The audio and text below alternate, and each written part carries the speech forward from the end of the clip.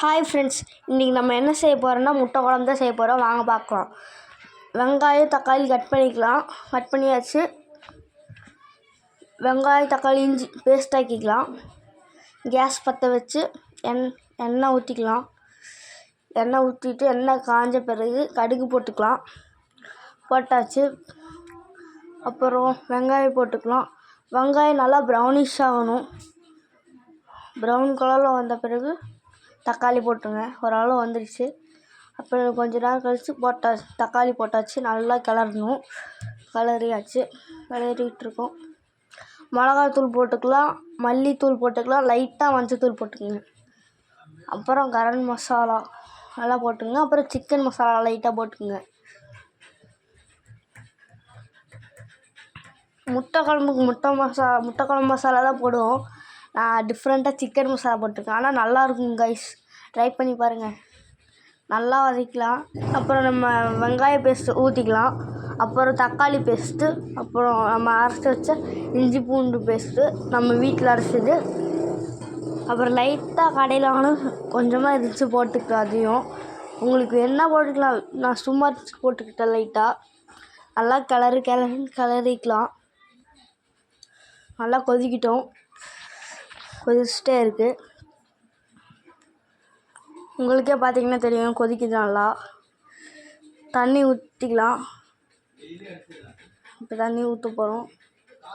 பார்த்தீங்கன்னா தெரியும் எவ்வளோ இருந்தது எவ்வளோ வந்துருக்கு. இப்போ தண்ணி ஊற்றிக்கலாம். சுண்டிடுச்சு. தண்ணி ஊற்றிக்கலாம். இப்போ ஸ்மெல் வேறு லெவலில் இருக்குது. அதுக்கப்புறம் தண்ணி ஊற்றிடலாம். வாங்க.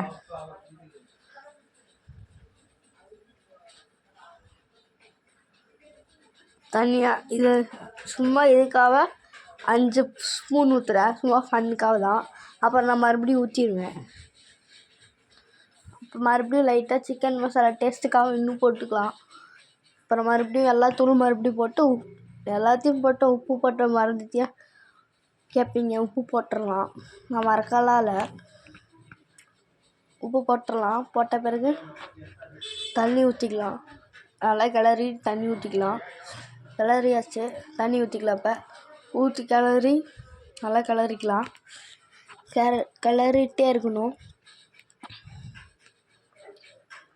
ஸ்மெல்லு வேறு லெவலில் இருக்கும். எனக்கும் பிடிச்சிருக்கு, உங்களுக்கும் பிடிக்கணும்னு நான் நம்புகிறேன்.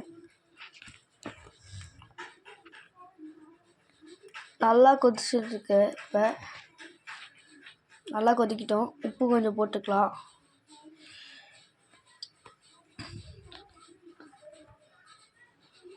நல்லா கிளறியாச்சு.